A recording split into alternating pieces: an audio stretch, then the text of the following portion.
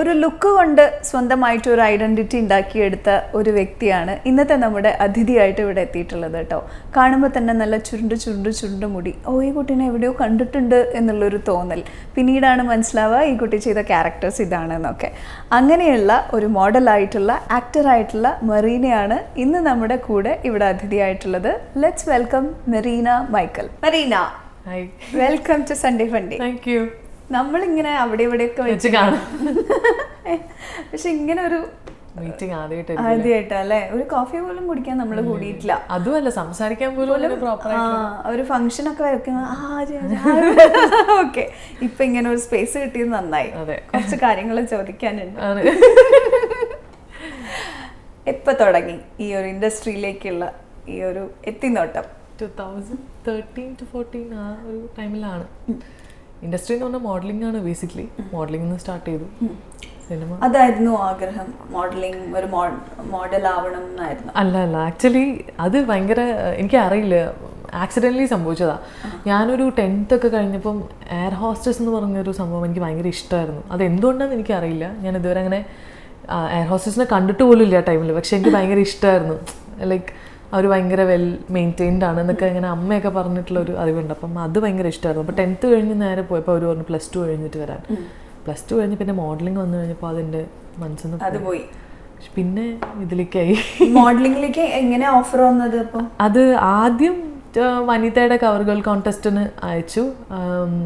അതിൽ out of എനിക്ക് തോന്നുന്നു 6 എന്തോ ആയി. അങ്ങനെയാണ് ആദ്യമായിട്ട് ട്രൈ ചെയ്യുന്നത്. പക്ഷെ അത് കിട്ടിയൊന്നുമില്ല. പിന്നെ മിസ് മലബാർ എന്ന് പറഞ്ഞിട്ടൊരു ഇവൻറ്റ് കാലിക്കറ്റ് ഉണ്ടായിരുന്നു. അതിന് പോയി ഓഡിഷൻ കൊടുത്തു. അങ്ങനെ അതാണ് ഒരു ചേഞ്ച് എന്ന് പറയാനുള്ളത്. പിന്നെ കുറെ പ്രമുഖ ബ്രാൻഡ്സ് ചെയ്തു, ഒരുപാട് ചെയ്തു. ഏതാ സുഖമായിട്ട് തോന്നുന്നത്, മോഡലിംഗ് ആണോ ആക്ടിംഗ്? സത്യം പറഞ്ഞാൽ മോഡലിംഗ് ആണ്. ചേച്ചിക്ക് അറിയായിരിക്കുമല്ലോ, കാരണം നമുക്ക് 1-2 ദിവസത്തെ വർക്ക് ഉണ്ടാവുള്ളൂ. പിന്നെ അതിന്റെ ഔട്ട് എന്ന് പറയുന്നത് ലൈക്ക് ആ ബ്രാൻഡ് എത്രത്തോളം ഒരു 6 months ഒക്കെ അതിന്റെ ഔട്ട് ഇങ്ങനെ പോകും. പിന്നെ കൂടുതലും ബിഗ് സ്ക്രീനിൽ കാണുന്നതിനെക്കാട്ടിയും നമ്മള് ടിവിയിലിരുന്ന് കാണാം. ഇപ്പൊ സിനിമ തന്നെയാണെങ്കിൽ അതിന്റെ ഇടയിലൊക്കെ പ്ലേ ചെയ്യുന്ന ആഡ്സ് ആണ് കുറച്ചുകൂടെ നമുക്ക് ഫെമിലിയർ ആക്കാൻ ഹെൽപ്ഫുൾ ചെയ്തിട്ടുള്ളത് തന്നെ. ബിക്കോസ് ഹെയർ ഇങ്ങനെ ആയതുകൊണ്ട് കുറച്ചുകൂടെ ഒരു ഹെൽപ്പായി എനിക്കത്. ഹെൽപ്പായി. ഓ അത് ശരി. ഞാൻ വിചാരിച്ചു ഹെയർ ഇങ്ങനെ ആയതുകൊണ്ട്. കാരണം കോമൺ ആയിട്ട് എല്ലാവർക്കും സ്ട്രെയിറ്റ് ഹെയർ ആകുമ്പോൾ ആഡ്സിലൊക്കെ കുറെ പേര് വന്നു പോകുന്നല്ലേ. കേളി ഹെയർ ആകുമ്പോൾ എവിടെയോ കണ്ടിട്ടുണ്ട് എന്നുള്ളൊരു സാധനം മനസ്സിലായി. അപ്പൊ ഇത് പറഞ്ഞപ്പോഴാണ് ഞാൻ ഒരു ഇൻസ്റ്റഗ്രാം പോസ്റ്റ് വായിച്ചു, ഒരു സാരിയിലുള്ള പിക്ചറിൽ you have to be odd to be number 1. അങ്ങനെയാണോ? ഇൻസ്റ്റ പോസ്റ്റ് ഒക്കെ നോക്കിയോ? അല്ല, ദാറ്റ് ഇസ് ട്രൂ. കാരണം എനിക്ക് തോന്നുന്നു മോഡലിങ്ങിൽ എന്നെ ഹെൽപ്പ് ചെയ്തിട്ടുള്ളത് കുറേയൊക്കെ എൻ്റെ മുടിയാണ്. കാരണം അവർ ഇപ്പം ഒരു സാരി ബ്രാൻഡ് ആണെങ്കിലും അല്ലെങ്കിൽ ഒരു പ്രൊഡക്റ്റ് ആണെങ്കിലും, ഇപ്പം ഒരു ഹെയർ പ്രൊഡക്റ്റ് ആണെങ്കിൽ പോലും ഒരു 5 സ്ട്രെയിറ്റ് ഹെയർ ഉള്ള ആളുകളുടെ ഇടയിൽ ഒരു കേളി ഹെയർ നിന്നോട്ടെ എന്ന് പറയുമ്പോൾ ഒരു കൺസിഡറേഷൻ ഉണ്ടായിരുന്നു എപ്പോഴും. ചെറുപ്പത്തിൽ? അതെ, ഇങ്ങനെ തന്നെയായിരുന്നു. ഇത്രയും ഉണ്ടായിരുന്നില്ല. ഇതിപ്പോ കുറച്ച് 24 വർഷമായിട്ട് വളർന്നു വന്നാണ് ഇത്. ഇത്രേ വരുന്നുള്ളൂ.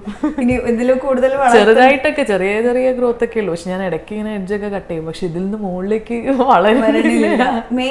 ബുദ്ധിമുട്ടുണ്ടോ? അത്യാവശ്യം ഉണ്ട്, നല്ല രീതിയിലുണ്ട്. കാരണം നമ്മൾ പല സ്ഥലങ്ങളിൽ പോകുമ്പോൾ പല വെള്ളം അങ്ങനെയൊക്കെ പ്രശ്നങ്ങൾ, ഹെയർ ഫോള് ബുദ്ധിമുട്ടാണ്. മുടി മെയിൻറ്റെയിൻ ചെയ്യാൻ.